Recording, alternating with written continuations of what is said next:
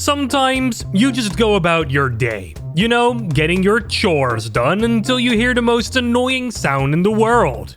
The notification sound on your phone.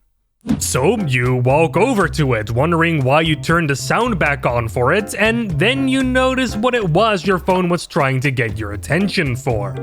A message from a friend with a link in it? So of course, you gotta go check it out. Oh hey look, he's recommending a game for me to procrastinate with. It's called The Cleaning Game, and it runs on the Source Engine. The Portal 2 version of the Source Engine, that is. And it seems to be a game about playing as a cleaning machine? According to the Steam page description, there are a few things that we can expect. Like being able to communicate with other machines around me, and cleaning other people's messes in an office environment, and we get to explore death itself? What? Now that is quite the whiplash right there. Okay, I'm intrigued. What does this seemingly released under the radar Portal 2 mod have to offer? Screw my chores, this is more important now. Let's find out together, shall we? LambdaGeneration. So, The Cleaning Game is a mod for Portal 2 released on January 1st, 2025 and developed by Michael Rumpf. Yeah, it was released quite some time ago, huh? That's what I meant when I said that this mod has kind of been released under the radar. Not very many creators have really covered this, and not too many people have played it either. So what is The Cleaning Game and why should we care about it instead of just letting it sit there on Steam to collect dust? Well, this mod is a choose-your-own-adventure game, or as I would like to call it, a Stanley Parable-like. Just like the Stanley Parable, you have sort of a main route you can take through the game that'll certainly give you an ending, but there are plenty of ways to get off that route to kind of forge your own adventure and discover other endings that might be even more interesting. The art style, music, and writing in this mod is also something I want to talk about. I'll talk a bit more about those aspects in their own segments in the video, but all of it really gives the mod a unique and one-of-a-kind feel. So to give you a bit more context, let's talk about the story and gameplay here first, because to be honest, those might be the most important parts. Let's talk about how my first playthrough went. I started the cleaning game off being, well, born. On an assembly line that's owned by Appalachian Electronics Industries, that is, which is kind of like Aperture Science, but in the Appalachian Mountains. In this mod, we play as a cleaning robot whose sole purpose is to clean up messes that humans have made. Coffee stains, mugs, paper, misplaced utensils. Nothing is off limits for us when it comes to tidying things up. I quickly learned while playing the game that I'm not the only electronic in the building with some semblance of sentience. Other electronics spoke to me using floating text. They'll yap about what I'm doing, what they're doing, why they exist, and have been placed exactly where they are, and they usually have something encouraging to say. It's pretty fun to come across these electronics and see what's on their synthetic minds. After some movement and action training, like cleaning and charging on my charging pad, I'm finally ready to be shipped off to my new rightful owners, the local branch of a ceiling tile company called Lookup. Immediately, this place gives me The Office vibes. And hey, look, Jen is seemingly retired recently. Good for her. After being settled in, I spend the next several nights cleaning up the office during the night, getting to know the other electronics and their fears of being replaced one day, and I even learned some stuff about the people who work here. However, something didn't quite go well, because several nights in, the electronics decide to tell me a sinister secret. They are planning on returning me. What? After all the good I've done? I cleaned up 174 things for them, the ungrateful bastards, just because I knocked over a few chairs? Ugh. Obviously, I wasn't gonna stand for this, so as soon as I could, I left my charging pad behind and I made my escape. And apparently I got 20 minutes to do so before I run out of batteries. Well, better get a move on then. After exploring the office complex for a bit, I found an elevator that brings me down to the basement where all the obsolete electronics go to collect dust. They're just sitting here, abandoned. Kind of sad, actually.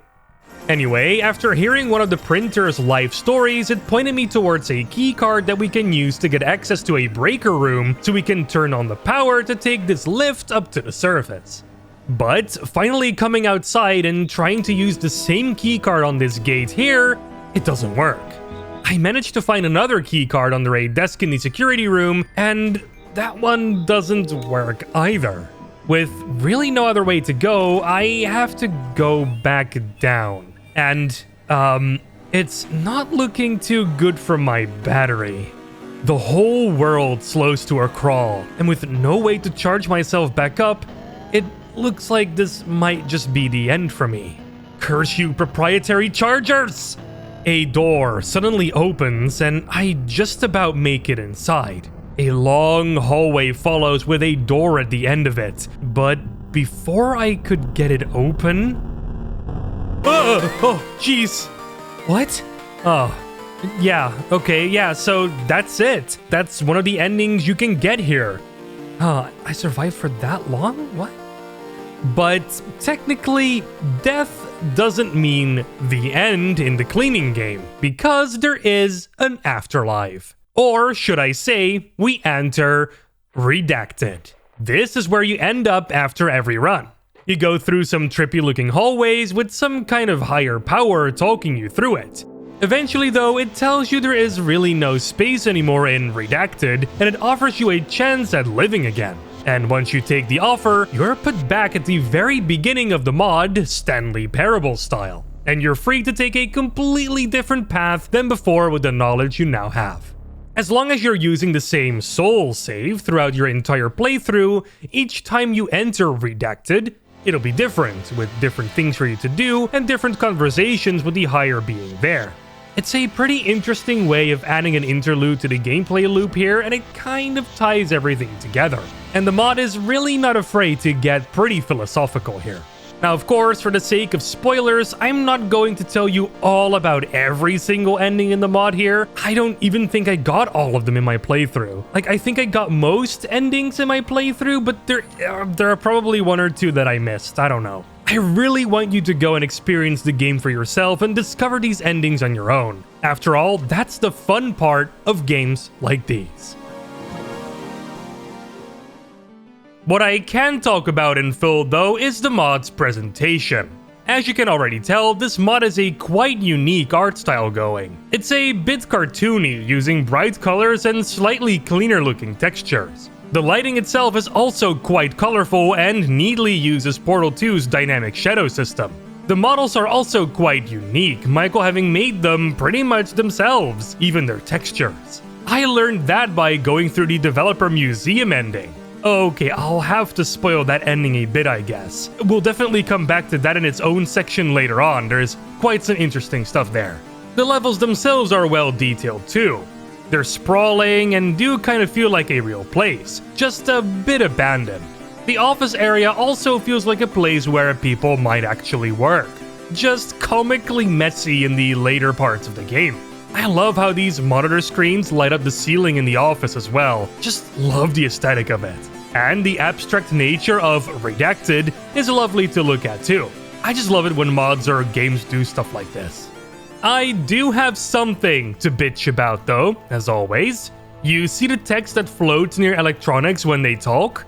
Yeah, I had to enlarge it in post because on my 4K Super Deluxe monitor, it was barely readable. The text is absolutely tiny. I think it's because the mod is using an ancient text rendering entity that was never really meant to be shown to the player, but more so for developers to label stuff in game while building levels and testing them out. So it was never really updated to scale well on high resolutions. Anyway, if you're using a 1080p monitor, you might just be fine. But if you're playing in anything above that resolution, Redacted help you. Alright, let's talk about the music for a bit here, and oh boy, the music is definitely a vibe, man. I don't quite know how to describe it. It's very synthy with some psychedelic elements to it here and there.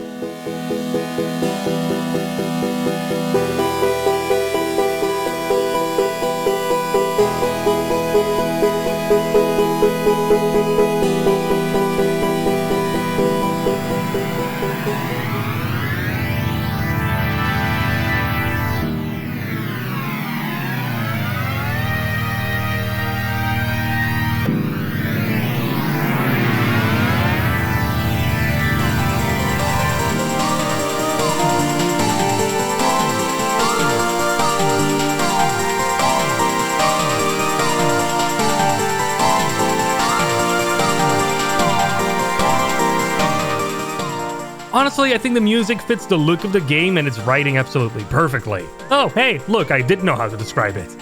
And hey, you can buy the soundtrack on Steam as well. Let me just go ahead and do that real quick. I honestly think it's worth it. Did I mention Michael composed the music themselves? Yeah, modeling, texture art, level design, writing, Michael has seemingly done it all.